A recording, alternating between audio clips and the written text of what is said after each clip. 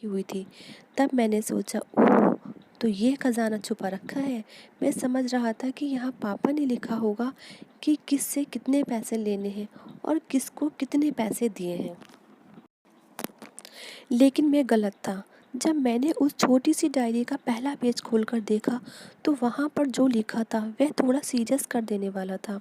Diary में जो लिखा था उसे पढ़ने के बाद मेरे चेहरे पर जो एक्सप्रेशन थे वो गायब हो चुके थे, क्योंकि डायरी में वैसा कुछ नहीं था जैसा मैं सोच रहा था। वहाँ पर उन पैसों का हिसाब लिखा हुआ था जो अलग अलग कामों के लिए अलग अलग लोगों से उधार लिए गए थे। उस लिस्ट में कंप्यूटर के नाम पर भी पैसे लिखे गए थे। कुछ यूँ लिखा था, 50,000 बेटे के कंप्यूटर के लिए। ये वही कंप्यूटर था जिसे मैं आज तक यूज़ कर रहा हूँ, लेकिन मुझे ये पता नहीं था उस कंप्यूटर को ख़रीदने के लिए पैसे कहाँ से आए थे। लेकिन आज पता चल रहा था। मुझे आज भी याद है जब मैंने पहली बार कैमरे के लिए ज़िद की थी, जो मेरे पापा ने मुझे 2 हफ्ते बाद मेरे बर्थडे पर ला कर दिया था, जिसे देखकर मैं बहुत खुश हुआ था। और मुझे देखकर मुझसे कहीं ज़्यादा अगर कोई खुश हुआ था तो वो थे पापा। अब मेरे चेहरे से गुस्सा एकदम गायब हो चुका था। जब मैंने आगे का पन्ना पलटा तो वहाँ पर कुछ विशेष इच्छाएं लिखी हुई थी। पहले जो विश थी उसमें जो लिखा हुआ था, अच्छे जूते पहनना। यह बात मेरी कुछ समझ नहीं आई। तभी मेरा पाँव अचानक सड़क पर भरे हुए पानी पर जा पड़ा और तभी मेरे पाँव में कुछ गीलापन होने का एहसास हुआ। जब मैंने जूता उतार कर देखा तो उसका तला टूटा हुआ था। ये देखकर मुझे डायरी में लिखी बात याद आ गई। तभी मुझे माँ पापा की कही बातें भी याद आ रही थी कि कैसे माँ जब कहा करती थी पापा से, अब तो जूते पुराने हो गए, नए ले लीजिए, तो पापा अक्सर ये कहकर टाल दिया करते थे, जूते अभी और चलेंगे, अभी कुछ दिन पहले तो लिए थे।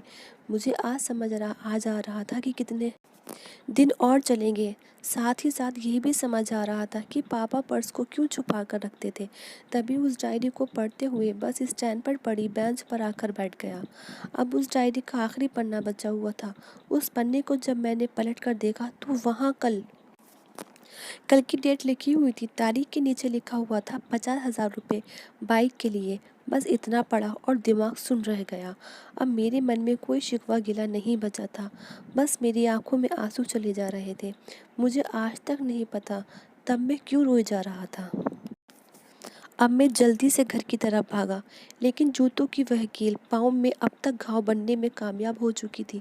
मैंने जूतों को रास्ते में ही निकाल कर फेंक दिया और भागते लड़खड़ाते हुए घर पर जा पहुंचा। लेकिन पापा घर पर नहीं थे। मैं समझ गया वह कहाँ थे। मैं सीधा पास वाली बाइक एजेंसी की तरफ भागा। पता नहीं आज कहाँ से इतनी ताकत आ गई थी कि मैं भागते हुए थक नहीं रहा था, और वह भी बिना जूतों के नंगे पैर। जैसे तैसे मैं बाइक एजेंसी पर पहुंचा। पापा वहीं थे। मैंने पापा को दौड़कर गले लगाया लिया और मेरी आंखों से आंसू रुकने का नाम ही नहीं ले रहे थे। पापा की समझ नहीं आ रहा था आखिर हो क्या रहा है, मैं क्यों रहा हूँ। मैंने पापा से कहा, पापा मुझे मोटरसाइकिल नहीं चाहिए, आप अपने जूते ले लीजिए। अब आ अब आज से मैं जो भी करूँगा अपनी मेहनत से अपने बलबूते पर पढ़ लिख कर करूँगा। दोस्तों, बस इतनी सी थी ये कहानी।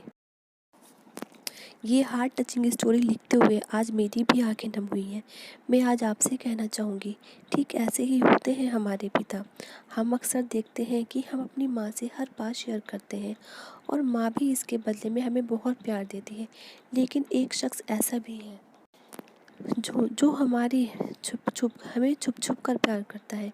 वे होते हैं हमारे पिता। ये परिवार में एकमात्र ऐसा व्यक्ति होता है जो अपने बच्चों से उन्हें बिना जताए छिपकर प्यार करता है, खुद की इच्छाओं को मारकर बच्चों के लिए सपने देखता है और उनकी खुशी में ही खुश हो जाता है। मुझे नहीं पता कि आप अपने पेरेंट्स की इज़्ज़त करते हो या नहीं, लेकिन अगर आपके पास पेरेंट्स हैं तो आप बहुत खुश नसीब हो, क्योंकि उस दुनिया में बहुत से लोगों को तो पेरेंट्स का प्यार भी नसीब नहीं होता।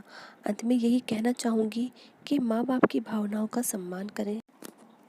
मेरी इस पोस्ट को लिखने का मकसद यही था कि मैं आपको बाप की फीलिंग से रूबरू कराऊं, क्योंकि माँ के बारे में लेखकों ने तो बहुत कुछ लिखा है, लेकिन बाप के ऊपर कोई नहीं लिखता। इस कहानी को लिखने के लिए मुझे अच्छी खासी मेहनत करनी पड़ी है।